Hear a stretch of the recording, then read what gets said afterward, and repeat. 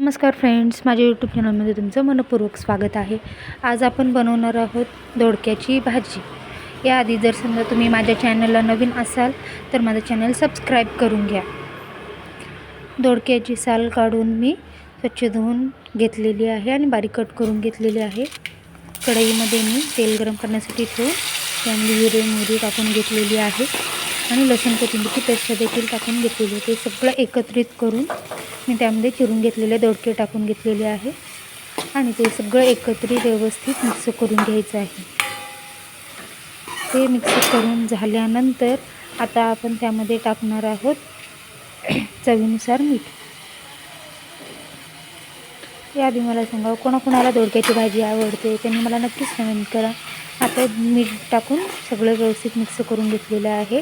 आता त्यामध्ये टाकणार आहे गरम मसाला, त्यानंतर 1 चमचा हळद आणि 1 चमचा काळं तिखट। तिखट आपल्या चवीनुसार कमी जास्त तुम्ही करू शकता। आता ते देखील सगळे मसाले एकत्र होईपर्यंत सगळं एकत्र छान मिक्स करून घ्यायचं आहे। पाहू शकता किती छान मिक्स झालेलं आहे। आता त्यामध्ये मी अर्धा ग्लास पाणी टाकून घेतलेलं आहे। पाणी टाकून घेतल्यानंतर दोडक्याची भाजी शिजत आल्यानंतर त्यामध्ये मी 3 चमचे शेंगदाण्याचं कूट टाकून घेतलेली आहे। ते सगळं एकत्र व्यवस्थित मिक्स करून घ्यायचं आहे। हे पहा, तरी देखील किती छान आलेली आहे। शिजल्यानंतर त्यावरून थोडीशी कोथिंबीर टाकून घ्यायची आहे।